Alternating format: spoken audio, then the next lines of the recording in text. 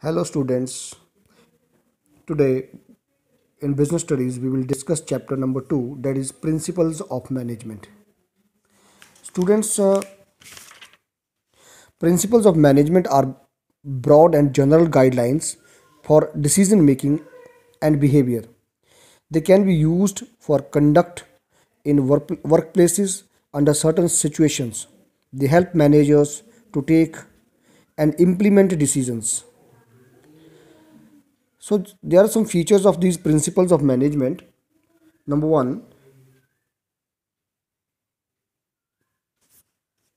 these principles of management are based on experimentations and observations.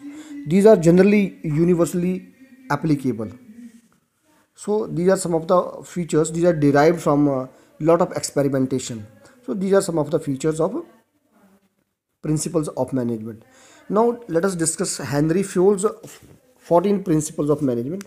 Henry Fayol is called the father of management, and he has given the 14 principles of management. We will discuss all these one by one. Let us discuss first principle, that is division of work. Division of work. Under this principle, the whole work is divided into small parts, small jobs. A trained specialist who is competent is required to perform a particular or each job. Thus, division of work leads to specialization. If this principle is not followed in the institution, that institution might be losing the specialization effect. Principle number 2, that is authority and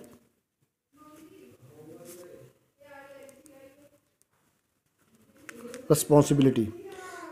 Authority means power to take decisions, and responsibility means obligation to complete that work. Henry Fayol suggested that there should be a parity between authority and responsibility. No person should be given more authority, less responsibility, or more responsibility, less authority. Otherwise, if authority is more and responsibility is less, then there may be chances of misusing the power.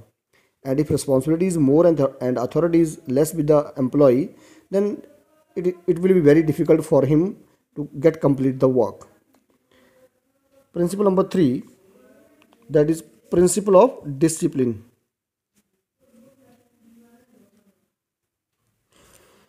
Discipline is the obedience to organizational rules and employment agreement which are necessary for the working of the organization. As per Henry Fayol, discipline requires good superiors at all the levels, clear and fair agreements, and judicious application of penalties. Means the penalties are also to be put on those employees who are not disciplined. Discipline leads to efficiency of workers. Fourth is unity of command.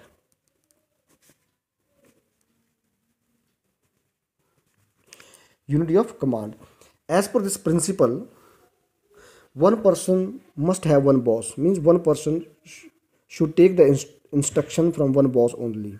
Only then he can uh, complete the work without any ambiguity. If one person will get the orders more than one bosses, then he might be confused and orders cannot be fulfilled. Next, 5 is unity of direction. Unity of direction. As per this principle, all the units, divisions of an organization should be moving towards the same objective through coordinated and focused efforts. Each group of activities having the same objective must have one head, one plan. Means, as per this unity of direction, every uh, the whole work can be divided in small units, and every unit must have one separate plan, and one main plan should be there to coordinate all the plans so that the organizational objectives can be achieved. Next, sixth point, subordination of individual interest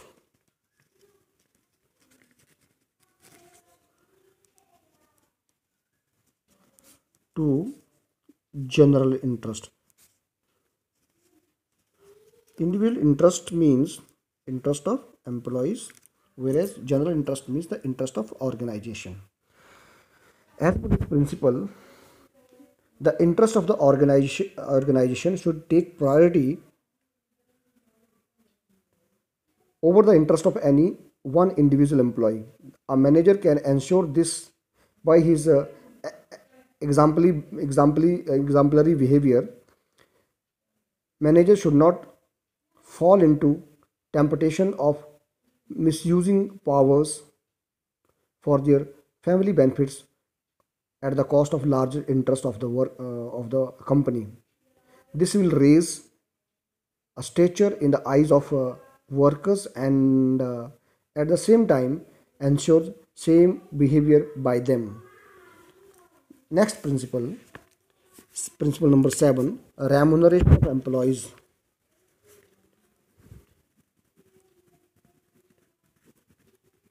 Remuneration of employees. As per this principle, the overall pay and compensation should be fair to both employees and organization. The employee should be paid fair wages, which should give them at least a reasonable standard of living. At the same time, it should be within the paying capacity of the organization. Means handsome salary should be there to the employees in the organization. Next is principle number 8, centralization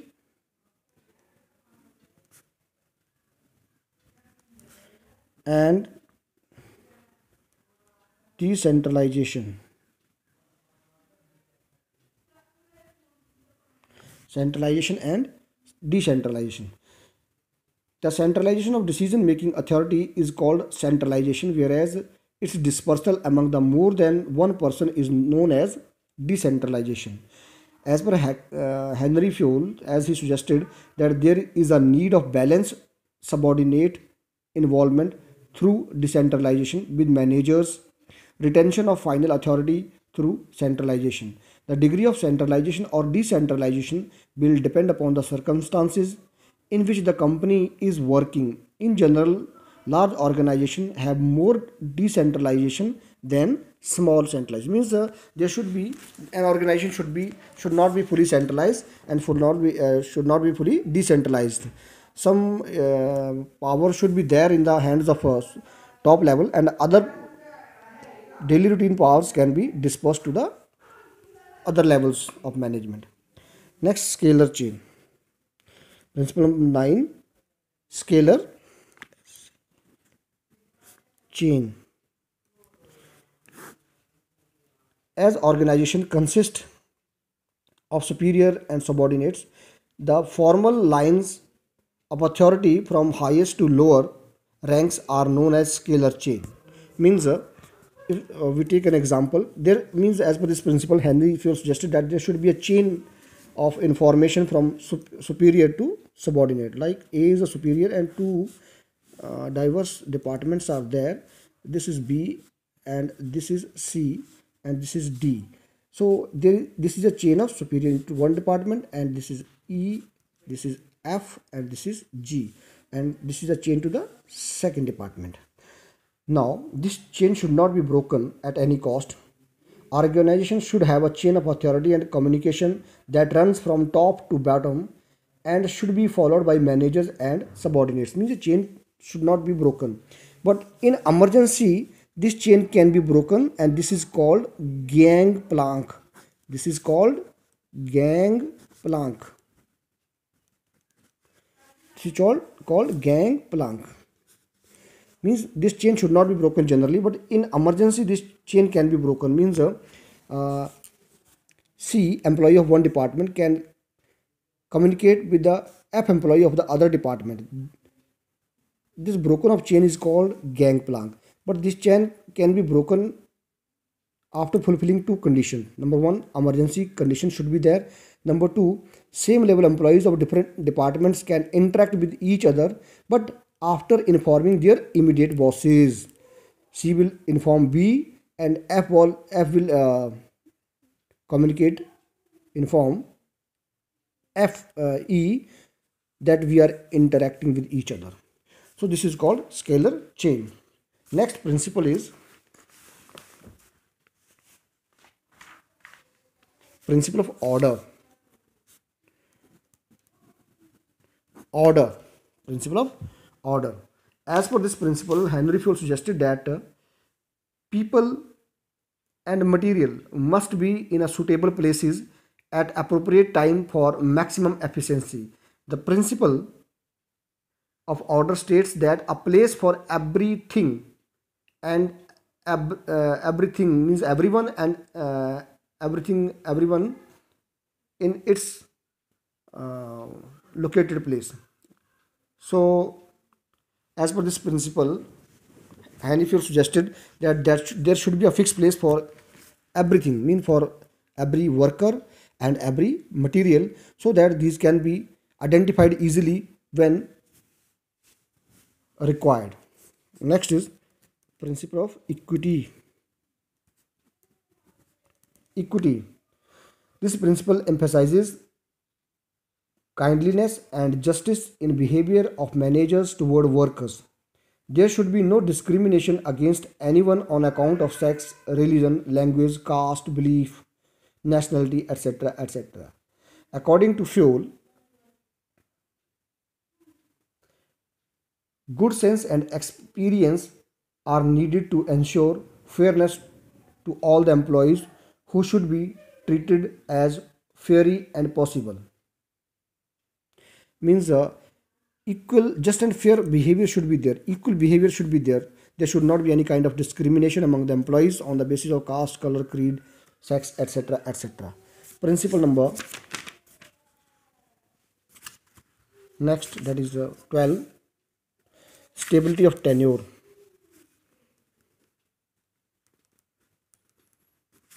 Stability of